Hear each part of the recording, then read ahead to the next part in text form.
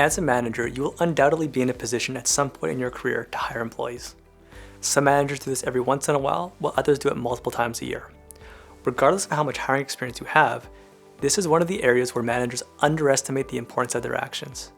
A poor hire can cause a seemingly endless number of headaches, from chronic performance issues and interpersonal challenges that impact morale and culture, to endless demands on your time for support. Think about all the toxic employees that you've met along your journey. Someone hired them. Not to mention that if the employee does not work out long term and ends up leaving the organization, be it voluntarily or not, there is a huge time and dollar cost to this, which includes the salary spent on the employee, the cost to train and bring on someone new, and potentially severance payouts if the employee termination was not voluntary. While the estimates vary, the approximate cost of employee turnover ranges from 20% of base salary for entry-level positions, 150% for mid-level employees who make up the majority of the workforce, to 400% of annual salary for highly specialized or senior-level positions. With so much riding on hiring the best employees, I've always been shocked how little thought many employers and managers put into their recruitment and selection processes. More often than not, managers select a set of predetermined questions from an organization's question bank and select candidates who, on paper, they think will make a good fit, and then seemingly cross their fingers and hope for the best coming out of the interview process. With this in mind, let's talk through what you as a manager can do to help ensure a better employee fit for your role and ultimately reduce turnover for yourself. While there are no guarantees you will always make the best hire, there are definitive ways you can look to significantly reduce and almost eliminate your odds of bringing on an underperforming employee. The first step in the process is often the most overlooked, which is to clearly identify the specific skills, personal qualities, experience, and knowledge you're looking for in an ideal candidate. Many managers often correctly share that these attributes are already listed on job descriptions. While this is true, the problem here is that these tend to be blanket attributes described at a high level that would cover all aspects of the job description. The reality, however, is that job descriptions are not typically true representations of what the employee will in fact be doing day to day or necessarily be responsible for. If anything, they act more as a rough guide and outline the type of work an employee should be able to do within a given field, rather than what they actually do day in and day out. And this makes sense, as job descriptions tend to be static documents, whereas daily, weekly, monthly, and annual responsibilities are often very fluid. So after you've identified the specific skills, personal attributes, experience, and knowledge you're looking for, the next thing is to get specific as to what degree of competency you're looking for in terms of knowledge and skill. For example, it is very common to list strong Excel skills as a desirable attribute. But what does that really mean? You should be specific with what Excel skills you are looking for. For example, creating pivot tables for multi-tab data sources or leveraging macros to automate enterprise data updates. Same goes for knowledge. If you want someone with a strong understanding of Keynesian economic principles, don't simply look for a candidate with strong financial acumen. Get specific.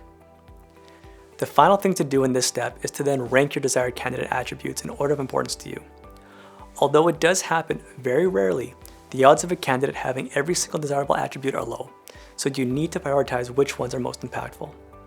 These ranked attributes now become the basis from which you will assess applicant resumes. If you have the added benefit of having HR do an initial candidate screen on your behalf, you should provide your ranked attribute list to them so that they can better filter in the likely best candidates for you.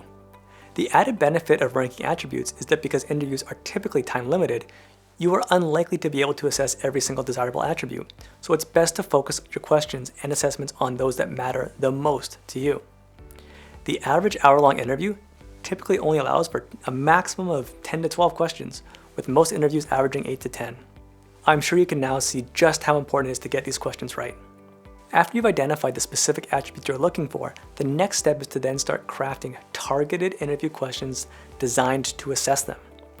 Regardless of how many questions you ask, it is important to ensure that each one is used to its full potential to assess at least one, if not more, attributes.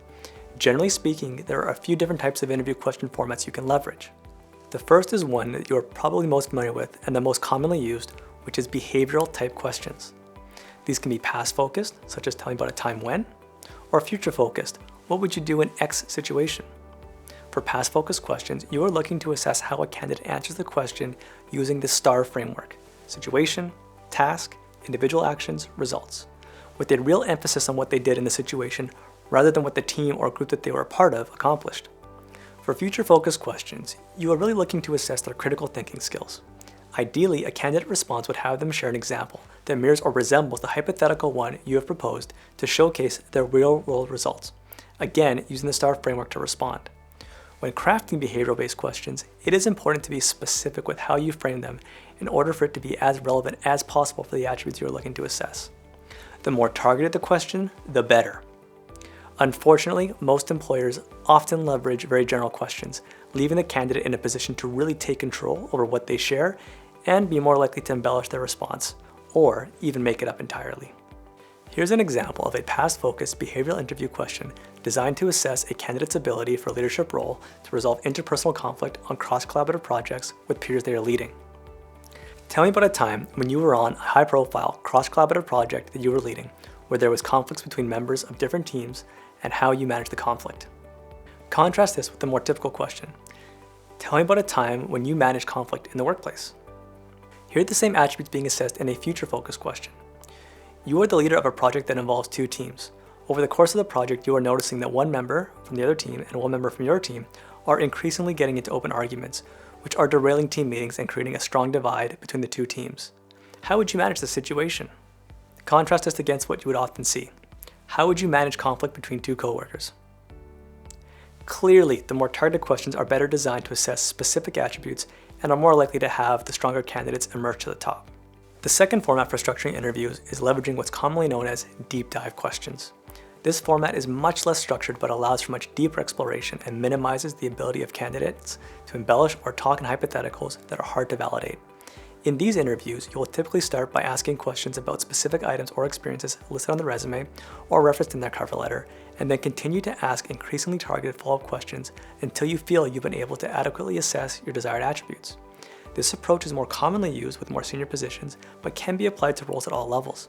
The challenge with this approach, however, is to ensure your probing questions are in fact assessing your desired attributes and are not just out of interest. We also find that sometimes you reach a dead end and need to back up the conversation and go down another follow-up question path. It is important to remember that this is not the fault of the candidate, as we are reducing the leeway they have to select an example from, and the item you have chosen to zoom in on is out of their control, and may by happenstance not allow them to give you what you are looking to assess. Let's take a look at what this might look like in action. I see on your resume you worked at company X as a senior research analyst, and that you were responsible for overseeing the annual tech industry trend report in 2020. Tell me more about the nature of that report and what overseeing it entailed. As a follow-up, you might ask a couple of questions. For example, what internal stakeholders did you have to work with to get the report completed? Tell me more about the relationship you had with the manager who's responsible for signing off on the report. Or, tell me about how your personalities differed and how you managed a conflicting situation with them. Or lastly, tell me more about how you followed up with stakeholders who weren't quick to get you information in a timely manner that you needed. The third approach to structuring interviews is a combination of both behavioral-based and deep dive interview questions. This approach typically has multiple rounds of deep dive probing questions being used after a response to a behavioral question has been provided. In my experience, this is the best approach as it gives you the best of both worlds. A structured approach that allows for deep exploration until you as the interviewer are fully satisfied. Here's an example of what this might look like. Tell me about a time when you were on a high-profile, cross-collaborative project that you were leading where there was conflicts between members of different teams and how you managed the conflict. The deep dive probe could be, how did you manage to ensure you kept your biases in check over the course of the project so as to not favor your own team member over the other? You mentioned that the two teams seemed to be at odds after the conflict between the two members started to take root. What did you do to address that? Lastly, what do you feel you did well in this situation and what would you have done differently? Now that you've established what you want to be assessing and what questions and formats you plan to leverage, the next step is to look at what skill assessments to use. One critical but often overlooked component of many interviews is having the candidate actually demonstrate the relevant skills for the position. It can be hard to assess hard skills and abilities solely through asking questions, so we need another means for assessment. We can do this by incorporating some sort of skill assessment into the interview process so that we can see if the candidate is truly capable of performing the task to the degree of skill required. Some high-level examples of assessments for different skills include having the candidate put together and present a slide deck on a relevant topic. This is common for sales roles, senior leadership positions, or project managers. Having the candidate showcase their technical competency using certain programs such as Excel or SQL. This is common for roles with some sort of digital competency required, oftentimes working analytical, clerical, IT, or accounting and financial roles. Balancing a spreadsheet, conducting a financial evaluation, making a patient diagnosis, programming or coding a feature. This can be used in pretty much any job where relevant technical skills are a necessary component of the role. This is most common in professional level roles in the corporate space, but can also be applied to trades or healthcare positions. There really is no limit as to what types of assessments you can incorporate into your interview process, but there are a few best practices to keep in mind. Number 1, ensure the assessment is relevant to the role and tied to assessing specific attributes as identified, and focus on the must-have skills versus the nice-to-have ones. Number 2, assessments can be take-home, such as preparing a presentation, or solely in person, such as manipulating Excel, or a combination of the two. If there is a take-home component for the assessment, such as having to prepare a presentation, try to ensure that the time commitment is reasonable and does not exceed 2 hours to complete. In-person assessments shouldn't last more than 60 minutes, with most typically lasting in the 20 to 30 minute range. If you choose to leverage assessments as part of your interview process, limit the number of assessments to no more than 2. For most positions, 1 assessment is often sufficient, but for more senior positions, there may be value in using an additional one. Number 4, for more technical assessments, such as working with Excel or a programming language, best practice is to give the candidate a private space to work on the assignment rather than doing it in front of the interview panel and then have them present their end result afterwards. Number 5, have a marking guide set out ahead of time that you can use to objectively assess how the candidate performed on the assessment. After having identified desired attributes, created target interview questions, and desired assessments, the next step is to look at composing your interview panel. Selecting who you want to interview the candidate alongside you is an important consideration and one that can have a significant impact on both the structure and final outcome of candidate selection. For many roles, there is often just one interview, typically with either just the manager or the manager and a panel of another 1 to 4 people in the room. While many interviews can be conducted successfully with just the manager, my experience has shown that most regretful hires come from interviews where just the manager conducted the interview. The reason for this being that the additional points of view will give you a more well-rounded and less biased assessment of the candidate. While there is no right number of people to include on a panel or clear guide as to who should be on the interview panel, there are some key considerations when selecting who to have alongside you. First, it is important to ensure that all interview panelists are relevant to the role being hired for. I often see employees from unrelated departments and positions attend interviews to provide a so-called second set of eyes. While there is value in this, it is also a wasted opportunity if that person will have no regular interaction with the candidate or is not tied into their departmental structure once they filled the role. The one exception to this is having HR be involved, especially for leadership positions, as they can be useful in assessing candidates' responses tied to how they manage personnel, organizational and personal value alignment, and to ensure interview process integrity.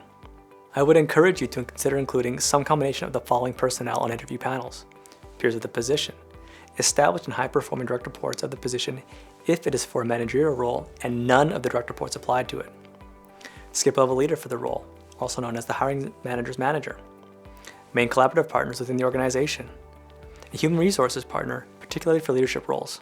Once you've identified who you want to include as part of the interview process, the next step is to ensure that each interviewer is clear on why they are being included and what you want them to be looking out for and assessing in the interview. HR may be looking for organizational fit, peers may be on the lookout for how collaborative the person appears, subordinates on whether their leadership style will work well with them. Depending on both who and how many panelists you select, you may want to consider having multiple rounds of interviews. This is especially common for senior leader roles, but can also be applied to more junior positions. While there is no right number of interview rounds, the approach I've generally seen have the most success is the following: an initial screening call from HR or the hiring manager to validate application information and to gauge seriousness of interest and potential match fit for the role. Then a panel interview and skill assessment, the order of which does not matter, followed up by a second panel interview if no clear frontrunner, and then a final informal conversation with the skip-level manager and or the team to ensure a good cultural fit. This final conversation often being reserved for the most senior level of roles in an organization. The reason for this order is so that you can progressively narrow down your candidates. After having identified desired attributes, create targeted interview questions and assessments, and establish your interview panel, the final step is to look at how you score the interview. This is one area in particular where a lot of interviews fall apart and is very often overlooked. More often than not, what I typically see after an interview is over is that the panel will go around the room and talk about the candidates' responses and give their individual assessments and impressions. The challenge with this approach is that while it might sound logical and productive, it is very much subjective and can lead to more vocal members of the panel having an outsized impact on the outcome if there were disagreements. We can largely avoid this situation through bringing in more objectivity as to how each panelist scores a response. At the most basic level, this can be done quantitatively using a 5-point scale that each rater uses to score each question against the values being assessed with the desired minimum score needed to pass the interview. At the more qualitative level, this can mean scoring it against pre-established sample desired answers. After the interview, we can then compare scores rather than feelings, and where discrepancies are involved, justify more objectively why we gave the score that we did. There really is no right or wrong in all this, but as I'm sure you've come to expect by now, the more senior the position, the more valuable a robust rating system becomes. The other thing to consider when scoring interviews is to evaluate the attributes that likely weren't directly assessed through the interview questions, such as cultural fit, personality, and composure. These will naturally carry more subjectivity when evaluating compared to targeted questions, but again, leveraging some sort of consistent rating system and using that as the basis for discussion for these predetermined attributes will be beneficial. No matter what you do, it is very important to ensure that your evaluation framework is pre-established before conducting interviews, that all panelists are clear on expectations, that each one knows which questions they'll be asking, and that each panelist knows what they need to be on the lookout for if there's anything unique to their perspective being sought, such as collaboration for peers, organizational value fit for HR, etc. While roles on panel can vary, on paper, the final decision on the hire comes down to you as the hiring manager almost 99% of the time. Unfortunately, this is not always how it can feel when making a decision, especially if there is outside pressure from a senior leader or peer to hire a certain person.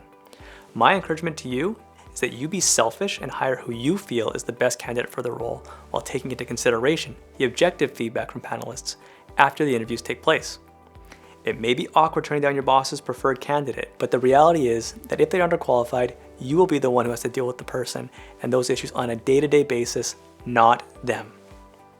In summary, to help ensure a great hire and to minimize the odds of a costly one and the headaches that come with it, ensure you follow 5 key steps when you are heading out to recruit for a position. Number 1, identify desired attributes. Number 2, design targeted interview questions.